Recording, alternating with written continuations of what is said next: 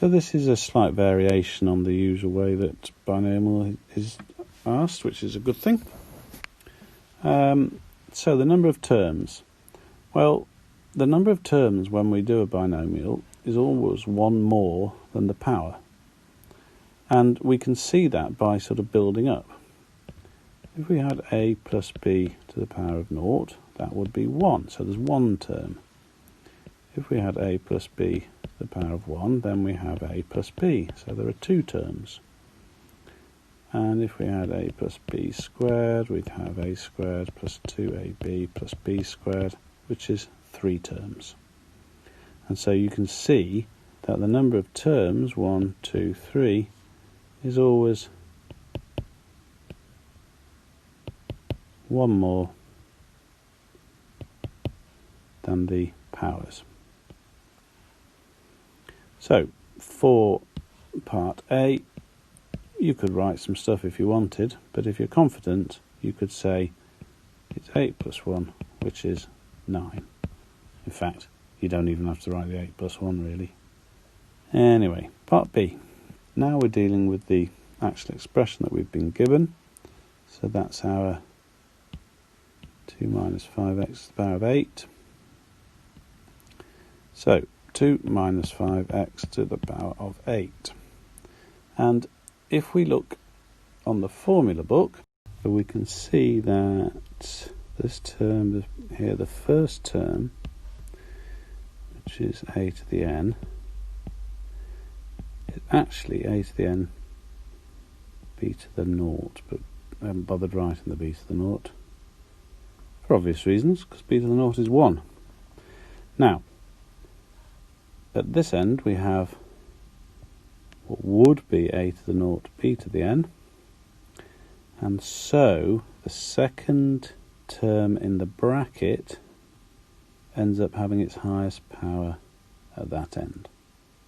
So if we want ascending powers of x, as it says in the question, then we want ascending powers of b in this formula book expansion. So the b is in the same position as the minus 5x. So that means we need the term after this one. So that's first, second, third term. So we want 8c3. And remember, I'll just stick this up over here. 8c3, that's just alternative ways of writing it.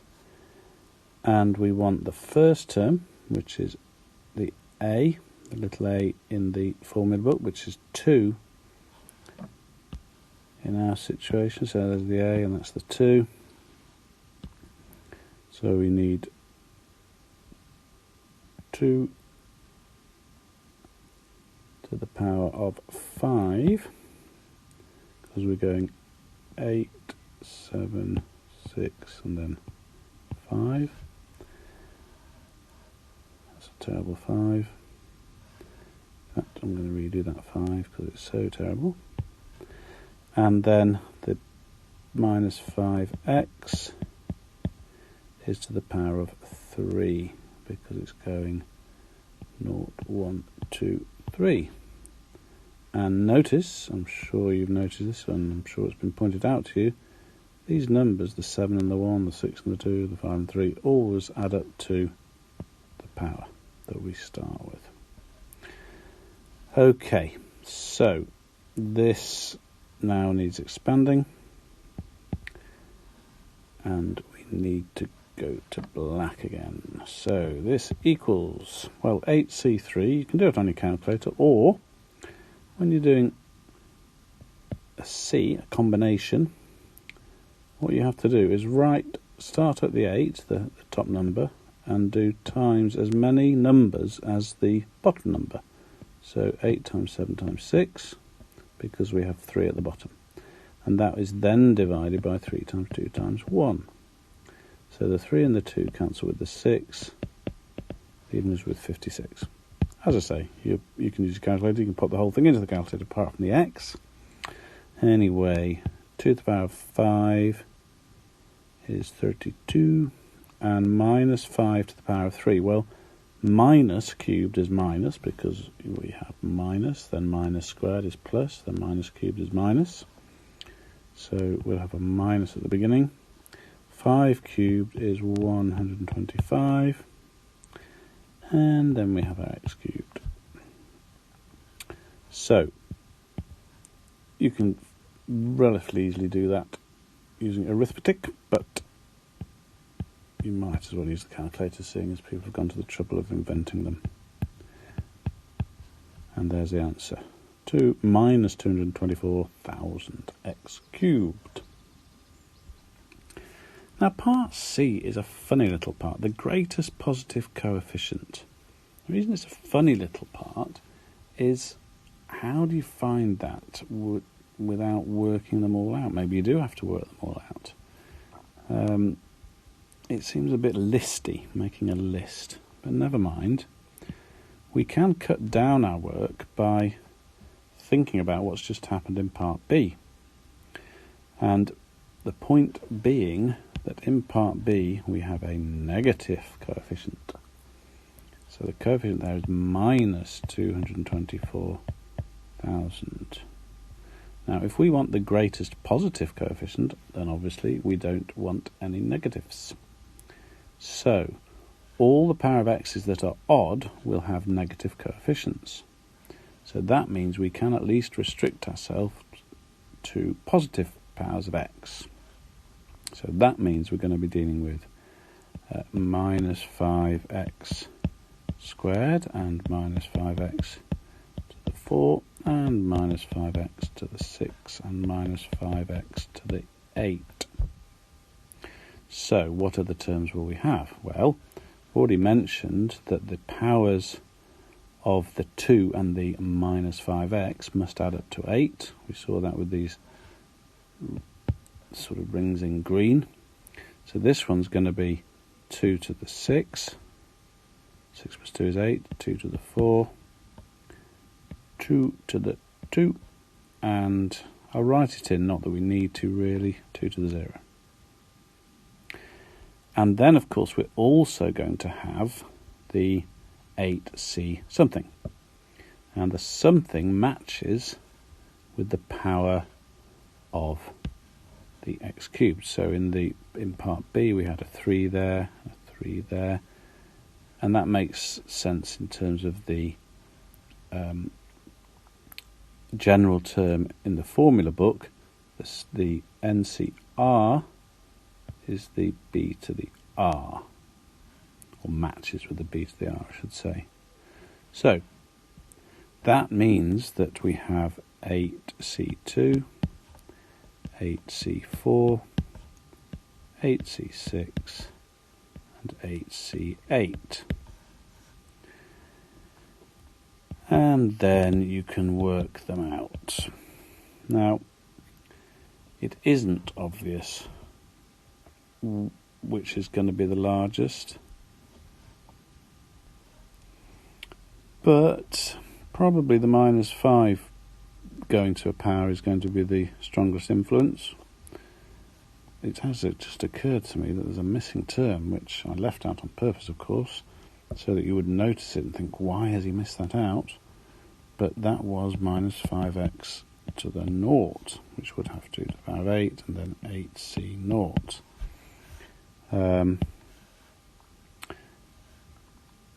Unlikely that that's going to be the largest because we've got minus 5 to the 0, but nonetheless we should work it out.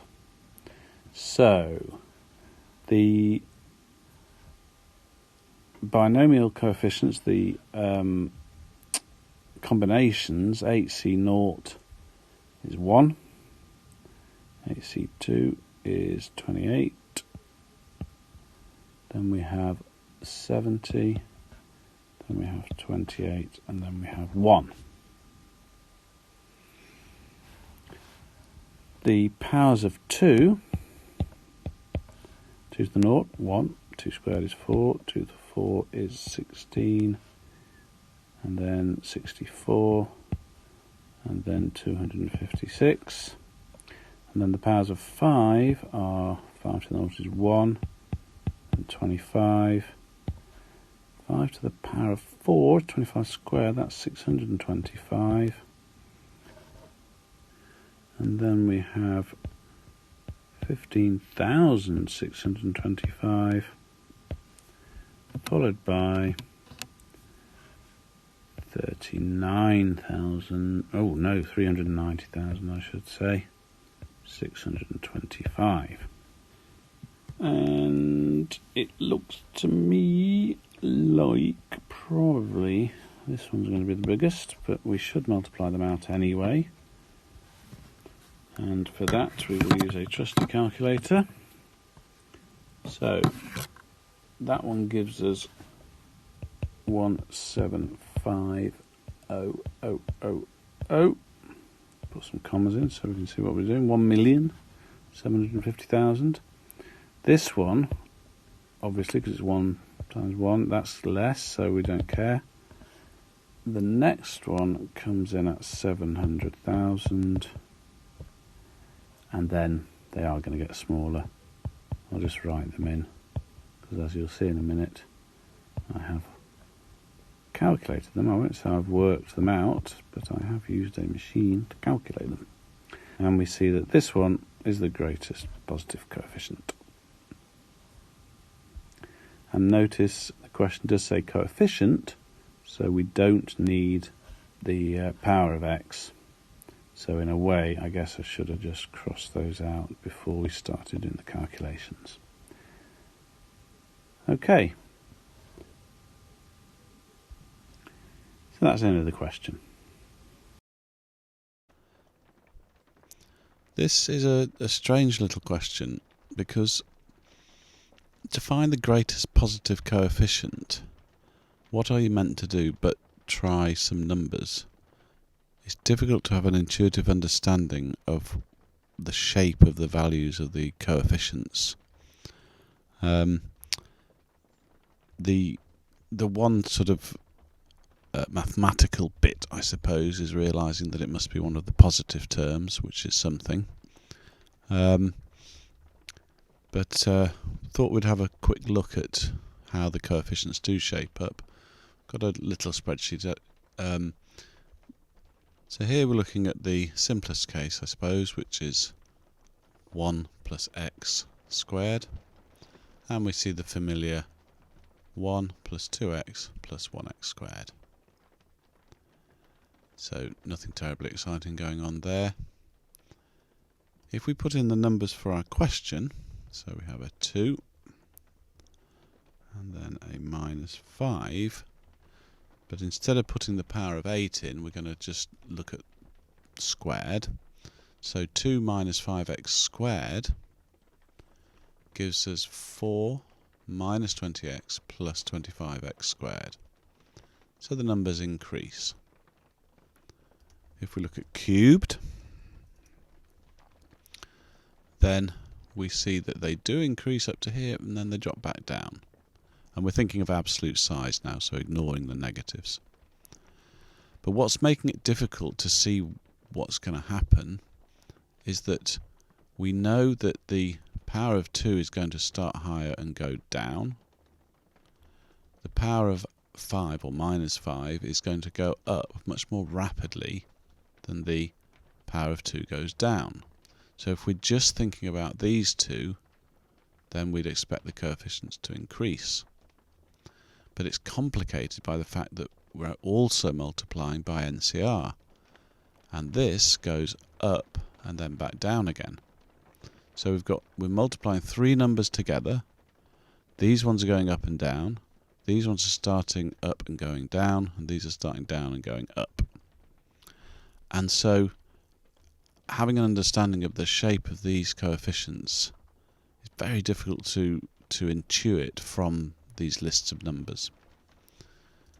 So if we go up to n being 4, then we can now see it's dipping down more substantially at the end, and that's because the shape of this drops from 4 down to 1 at the end. So it's going up as we would expect and then dropping down. Let's go up to 6. So this time it's going up, it's hitting the same number here, positive and negative, and then dropping down quite a lot. And the reason it's the same is because we've got some extra 5s coming in from the NCR here, which matches the extra power of 5 that's in here. So it just happens that they then match up. And then if we jump to our actual question, then we can see that they increase in absolute size up to here, and then they drop down. So this time we're dropping down at a lower power, not just the penultimate one. And we can see that that's got something to do with the fact that the NCR is going up and down, as mentioned earlier, but now the gap between this one and this one is quite large. So it makes the power of 7, this one here, drop back down, because the 28 drops more dramatically down to 8 than the combination of the drop of a half there and a times 5 there. And we could, I think, have a look at a bigger power. I'll have to drag everything down, but let's look at, say, 12.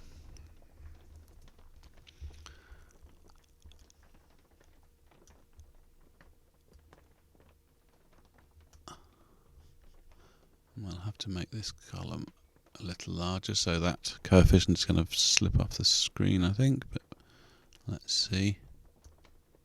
Oh, I didn't have to go quite that far. There we are.